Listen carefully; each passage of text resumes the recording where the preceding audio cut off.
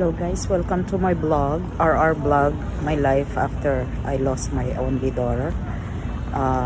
We're here at Kingston right now. It's my husband's birthday, so ganito kami pagka birthday kami, we always nagtitake kami ng day off. But anyway, before I start vlogging, I just want to say thank you to everyone, to all my subscribers. I'm so happy that kahit pa paano may paunti-unti akong vlog, subscriber, which is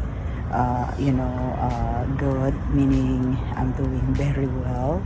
But anyway, kamusta na kayong lahat, sa lahat ng mga nanonood nito, lahat ng tao na sa anumang sulok ng mundo, kamusta kayong lahat? Sana sa mabuti kayong kalagayan. Anyway, pakita ko lang sa inyo itong Kingston. Dito kami, lumaki yung anak ko eh. Ito yung theater ito. Dito ko namin siya dinadala lagi na sinihan, kaya maraming memories yan until nag-teenager siya, like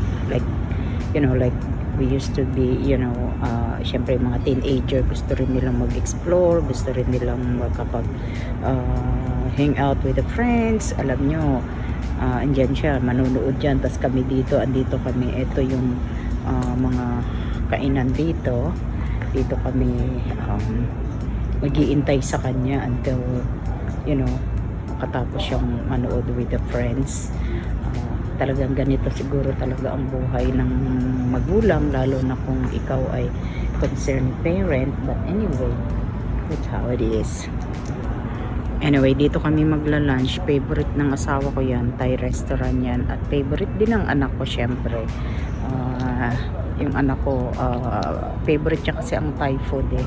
Kaya pareho sila ng tatay niya. So anyway, dito kami nag-i-standby. Ito yung halos nung maliit siya, dito kami lagi, kasi dito siya naglalaro, dito siya takbo-takbo siya dyan. Kasi pagka weekend, maraming tao dito kami. Tapos ito yung panera. Yung panera, bread yan sa dulo.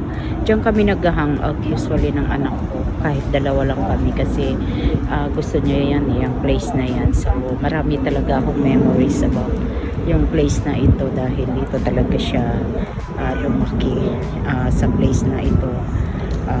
Kaya ito, yan, dito kami lagi ng baby ko, especially the panera. Pag nag-date kaming dalawa, diyan kami nag-hang out. So dito kami ngayon magla-lunch. Ito yung napik ng aking husband na kainan. Okay, alright, so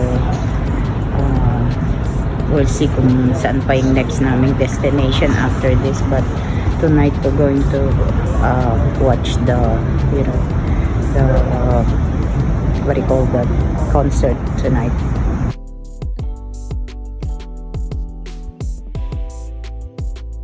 Okay, pasok tayo dito sa Thai restaurant. Ito yung ganda ng place, diba? Ganda ng mga chair nila. Kaya yun yung gusto ng baby ko eh. Ganyan authentic na style. Ayan ang aking hobby, giintay.